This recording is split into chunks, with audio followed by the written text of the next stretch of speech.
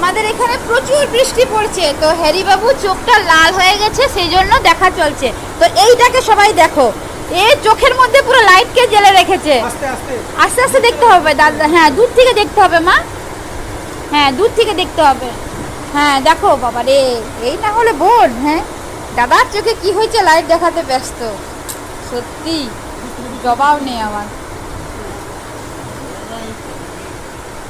চোখটা লাল হয়ে গেছে কেন হঠাৎ, ওটাই দেখছি না, ফুলেও গেছে চোখটা।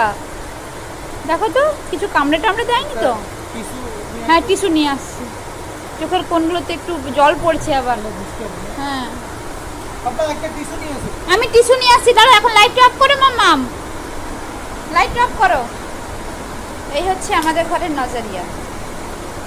দাদার কিছু হলে আগে লবণ নিয়ে আসবে, যোগ বেরোলে কিছু হয়েছে আগে লাইট নিয়ে ছুটে আসবে দেখার জন্য।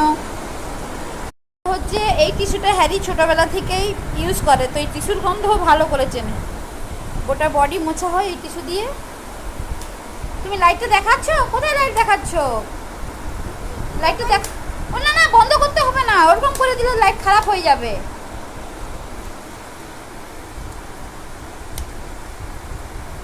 ও ঠিক হয়ে যাবে, একটু বোরোনি লাগিয়ে দিতে হবে একটু।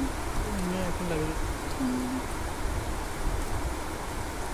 ওখানে দেখো তো কোনটায় কিছু হয়েছে নাকি। লাইটটা টিপছে দেখো কোথাটা, ভালো করে মামা এরকম করো না, দূর থেকে দেখতে দিতে হয় না, দাদার চোখে লাগবে তো।